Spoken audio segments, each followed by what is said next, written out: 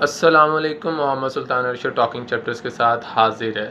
جی آج سے کچھ دن پہلے تک پی ٹی آئی بہت زیادہ شور مچا رہی تھی کہ جی مداخلت ہو رہی ہے، سازش ہو رہی ہے ہماری حکومت کے خلاف.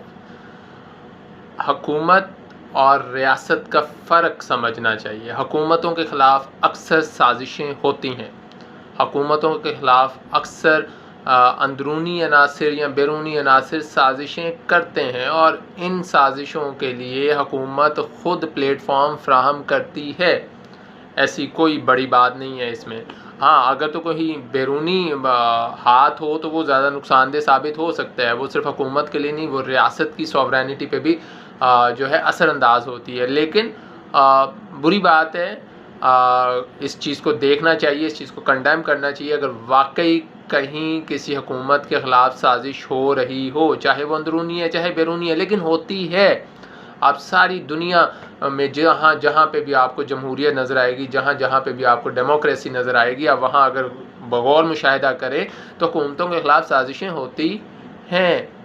حکومت کے خلاف سازش قابل قبول ہو سکتی ہے، لیکن ریاست کے خلاف سازش یہ کبھی قابل قبول نہیں ہے. ریاست ایک اعلیٰ و عرفہ چیز ہے، جبکہ حکومت جو ہے وہ ریاست کے انڈر آتی ہے. ٹھیک ہے جی، اس چیز کو ہمیں سمجھنا ہوگا کہ ریاست کل ہے اور حکومت جو ہے اس ریاست کا ایک جز ہے. انتظامیہ جو ہے اس کا ایک جز ہے.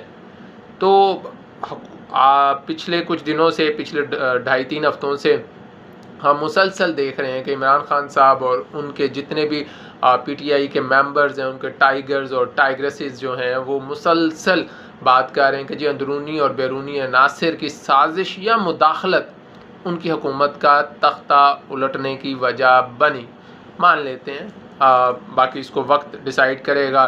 جو مختلف کمیشنز بن رہے ہیں وہ اس چیز کو ڈیسائیڈ کریں گے کہ کیا وجہ بنی عمران خان صاحب کی حکومت کے جانے کا. لیکن آج جس طرف میں آپ لوگوں کو چاہتا ہوں کہ آپ لوگ غور کریں، آپ لوگ مشاہدہ کریں، وہ ہے شیریں مزاری صاحبہ. جی، جو کہ ہمارے ہاں پچھلے ٹینیور میں پی ٹی آئی کی حکومت میں انسانی حقوق کمیشن کی چیئرمین رہ چکی ہیں اور بہت بڑی سپورٹر ہیں. وہ عمران خان کی پی ٹی آئی کی بڑی فعال رکن ہے اور بڑی شاندار خاتون ہے. وہ اس میں کوئی ڈاؤٹ نہیں ہے، حق سچ کی بات کرتی ہیں. لیکن انہوں نے جو مراسلہ بھیجا ہے یونائٹڈ نیشن کا جو ہیومن رائٹس کمیشن ہے، اس کی چیئر پرسن کو جو مراسلہ بھیجا گیا ہے وہ ریاست پاکستان کی ریٹ کے خلاف ہے. جی، انہوں نے کہا جی جو بلاسفیمی لا ہے وہ موجودہ حکومت، جو نون لیگ کی حکومت ہے، وہ پی ٹی آئی کے خلاف استعمال کر رہی ہے. ٹھیک ہے جی، مس یوزنگ دا بلاسفیمی لا.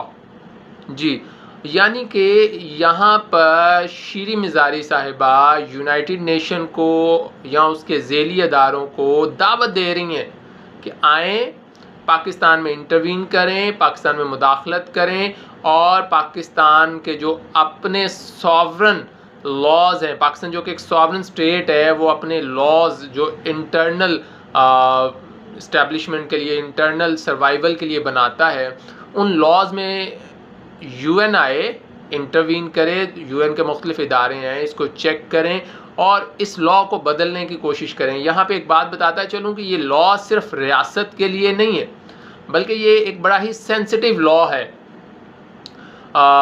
جس میں ہم ریلیجیس بالادستی کی بات کرتے ہیں، جس میں ہم بہت زیادہ سینسٹیو ہیں اپنے ریلیجن کو لے کر، اور خاص طور پہ قرآن کی حرمت کو لے کر، اور خاتم النبیین حضرت محمد مصطفیٰ صلی اللہ علیہ وآلہ وسلم کی حرمت کو لے کر.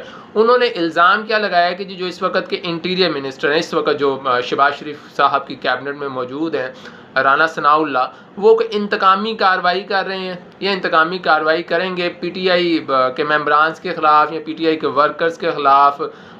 تو ان کو روکنے کے لیے جو ہے اقوام متحدہ کو دعوت دی جا رہی ہے. تو آج کون باقاعدہ دعوت دے رہا ہے؟ کیا شیریں مزاری، جو کہ پی ٹی آئی حکومت کا حصہ رہ چکی ہیں 3 سال 7 ماہ تک. ان 3 سال 7 ماہ میں انہیں پاکستان کے اندر کسی ادارے کے متعلق علم نہیں ہے کہ کوئی ایسا ادارہ ہو جو اس لا ان کیس اگر یہ لا کہیں غلط استعمال ہو رہا ہے تو اس لا کے خلاف جو ہے وہ اپیل کر سکیں جی یہ لا غلط استعمال ہو رہا ہے ہمارے اوپر، تو ہمیں اس لا سے بچائیں. لا غلط نہیں ہے، ٹھیک ہے، ہم جانیں قربان کرنے والی قوم ہے.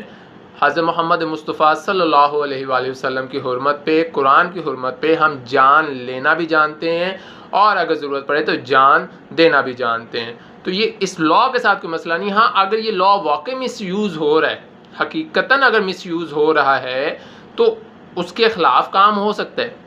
جی اس کے خلاف ہمارے پاس ادارے موجود ہیں، ہمارے پاس متحدہ علماء بورڈ موجود ہے MUB، اس کے علاوہ ہمارے پاس CII موجود ہے، کاؤنسل آف اسلامک آئیڈیالوجی. تو کیا شیریں مزاری صاحبہ ان اداروں میں نہیں جا سکتی تھیں؟ کیا شیریں مزاری صاحبہ یہاں پہ اپنی پٹیشن دائر نہیں کر سکتی تھیں، یہاں پہ خط نہیں لکھ سکتی تھیں؟ اس کے علاوہ ہمارے پاس شریعہ کورٹس موجود ہیں. شریعہ کورٹس کے علاوہ ہمارے پاس ہر صوبے میں اپنے ہائی کورٹس موجود ہیں، ہمارے پاس اپنے سپریم کورٹس موجود ہیں. کیا شیریں مزاری صاحبہ پاکستان کے مسئلے کو پاکستان کے اندر رہتے ہوئے حل نہیں کر سکتی؟ اگر نہیں کر سکتی تو پچھلے 3 سال 7 ماہ تک انہوں نے پاکستان میں اداروں کو مضبوط نہیں کیا، اور اگر انہوں نے واقعی اداروں کو مضبوط کیا تو انہیں پاکستان کے اداروں پر پھر یقین نہیں ہے. اگر انہیں پاکستان کے اداروں پر یقین نہیں ہے تو یہ ریاست پاکستان کے غدار ہیں، یہ غداری کریں گے، یہ باہر کی طاقتوں کو بلائیں گے. طاغوتی طاقتیں ہیں وہ، جو امریکہ ہے، اسرائیل ہے، یہی تو چلا رہے ہیں UNO کو. UNO میں کہاں کسی مسلم ملک کی طاقت جو ہے آپ کو نظر آتی ہے؟ کہاں کسی مسلم ملک کی جو ہے بات کبھی سنی جاتی ہے؟ کبھی کوئی سنوائی ہوئی ہو کسی مسلم ملک کے کسی مسئلے کی؟ آج تک کشمیر کا مسئلہ پھنسا پڑا ہوا ہے، ٹھیک ہے، فلسطین کا مسئلہ جو ہے وہ آج تک پھنسا پڑا ہوا ہے. لیبیا کے ساتھ کیا کیا، سیریا کے ساتھ کیا کیا، جارڈن کے ساتھ کیا کیا UNO نے، یا UNO سے ریلیٹڈ جو ادارے ہیں انہوں نے ان کے ساتھ کیا کیا؟ کچھ بھی تو نہیں کیا. تو آج شیریں مزاری صاحبہ باقاعدہ مراسلے لکھ رہی ہیں، خاطر لکھ رہی ہیں، سمپتھی لینا چاہ رہی ہیں. یہ کوئی بیک ڈور جو ہے وہ ڈپلومیسی کر کے دوبارہ حکومتی سیٹوں پہ آنا چاہ رہے ہیں. آئیں، اگر آپ کو عوام سلیکٹ کرتے ہیں تو یو آر ویلکم. پہلے بھی آپ کو عوام نے سلیکٹ کیا ہوگا، ٹھیک ہے، آپ نے حکومت کی، لیکن کچھ آپ کی اپنی نااہلیاں تھیں، ان پہ ہم علیحدہ سے بات کر سکتے ہیں. لیکن خدا را آپ ریلیجن کو یا پاکستان کی سوورینٹی کو داؤ پہ مت لگائیں. باقی بات رہے گی رانا ثناء اللہ کی، تو آپ کہتے ہیں جی رانا ثناء اللہ جو ہے وہ پاکستان میں ایک سرٹیفائڈ قاتل ہے، یا کسی مافیا کے ساتھ وہ کام کرتے رہے ہیں، یا کسی مافیا کی سرپرستی کرتے ہیں. تو ٹھیک ہے اگر وہ کرتے بھی ہیں تو 3 سال 7 ماہ جو آپ کے پاس حکومت تھی، جو آپ کے پاس تمام ادارے تھے، اس ٹینیور میں آپ نے ان اداروں کے ذریعے رانا ثناء اللہ کو تقریباً جیل میں رکھا، ٹھیک ہے جی. کبھی چرچ کے کیس میں، کبھی وہ ماڈل ٹاؤن کیس کے چکر میں. تو آپ نے ان کو سزا کیوں نہیں دلوائی؟ شواہد کیوں نہیں آپ لا سکے؟ یہ عمران خان صاحب وہی ہیں جنہوں نے حضرت طاہر القادری رحمۃ اللہ علیہ کو اپنے ساتھ ملایا اس امید پر، یہ امید دی تھی کہ جی جو ماڈل ٹاؤن کیس ہے اس کا آپ کو انصاف دلایا جائے گا. تو طاہر القادری صاحب کی ایک بہت بڑی ایفرٹ تھی عمران خان کے جلسوں کی کامیابی کے پیچھے. طاہر القادری صاحب کی اپنی ایک فورس تھی ڈی چوک میں، وہ جو 126 دن کا دھرنا ہوا، وہ صرف عمران خان کی طاقت نہیں تھی، اس میں باقاعدہ وہ یہ سیاسی کزن بن کے آئے تھے. لیکن بعد میں پھر کیا کیا طاہر القادری صاحب کے ساتھ؟ پھر کیوں طاہر القادری صاحب جو ہیں وہ دل برداشتہ ہو گئے، پاکستان سے پرماننٹ ہی تقریباً چلے گئے. اب وہ کبھی کبھار ہی آتے ہیں، کبھی اعتکاف میں یا کبھی رمضان میں. تو عمران خان کی حکومت نے کس بندے کے ساتھ کوئی وعدہ وفا کیا؟ تو خدا را آپ کے جو سیاسی مسائل ہیں وہ آپ کی جگہ ٹھیک ہیں، ان کو حل کریں. آپ دوبارہ آئیں. یہ پاکستان میں جو وزیر اعظم کی کرسی ہے یہ تو یتیم کرسی ہے، اس پہ تو جو مرضی جو ہے وہ اپنا دعویٰ دائر کر دیتا ہے. آپ بھی کر رہے ہیں، دوبارہ سے دعویٰ دائر کریں، دوبارہ آئیں، عوام کی عدالت میں ووٹ لیں، ہو سکتا ہے آپ کو مل بھی جائیں. لیکن جو ریلیجیس اناٹمی ہے اس کو مت چینج کریں، ریلیجن کے ساتھ مت کھیلیں. نہ تو حکومت کھیلے، نہ ہی یہ اپوزیشن کھیلے. اور آپ بیرونی طاقتوں کو بلا رہے ہیں. آگے آپ نے فیٹف نہیں دیکھا؟ فیٹف جو ہے وہ کتنی ہماری جو مذہبی جماعتیں ہیں ان کے اوپر وہ پابندیاں لگوا چکا ہے. اب آپ مزید جو ہے وہ چاہتے ہیں کہ یہ لا ہی پاکستان سے ختم ہو جائے. تو ناموس رسالت پہ پھر بولے گا کون؟ ناموس قرآن پہ، قرآن کی حرمت کے لیے اٹھے گا کون؟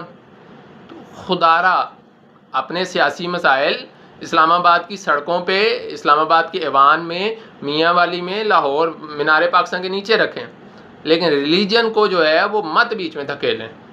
تو شیریں مزاری صاحبہ تک اگر یہ بات پہنچتی ہے تو ان سے ہمبل ریکویسٹ ہے کہ وہ جو انہوں نے خط بھیجے ہیں اقوام متحدہ میں اسے واپس منگوا لیں یا اس سے دستبردار ہو جائیں۔ پاکستان میں ادارے موجود ہیں، ان اداروں کی سپورٹ حاصل کریں اگر آپ کے ساتھ ناانصافی ہو رہی ہے، کیونکہ ادارے آپ لوگوں نے تو کھڑے کیے ہیں، آپ لوگ ہی تو ان اداروں کو چلاتے ہیں جب آپ حکومت میں ہوتے ہیں۔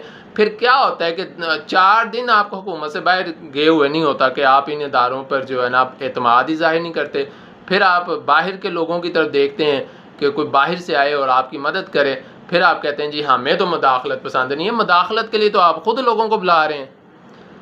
تو اس نوٹ پہ جی تمام مسلمان جاگ رہے ہیں، اگر تو پاکستان میں ناموس رسالت یا حرمت قرآن کے خلاف کوئی قانون سازی ہوتی ہے یا اس لا کو انٹرنیشنل دباؤ میں آ کے ختم کرنے کی کوشش کی جاتی ہے، تو پاکستان کا ہر مسلمان بچہ اور جوان، مرد و عورت جو ہے وہ اس کو کنڈیم ہی نہیں کرے گی، صرف جس نے عمران خان صاحب نے کشمیر کے مسئلے کو بڑا کنڈیم کیا کھڑے ہو کے، صرف کنڈیم ہی نہیں کرے گی بلکہ پریکٹیکلی جو ہے اس میں آپ کو نظر آئے گا انشاءاللہ۔ اپنا بہت سا خیال رکھیے گا، اللہ پاک سے دعا ہے کہ اللہ پاک ہم سب کو دین کی راہ پہ چلنے کی توفیق عطا کرے، اور اگر یہ میسیج آپ کو پسند آیا ہے تو کائنڈلی اس کو شیئر کریں اور اس کار خیر میں حصہ ڈالتے ہوئے میرے چینل کو لائک اور سبسکرائب کریں۔ آپ کا بہت شکریہ، اللہ حافظ۔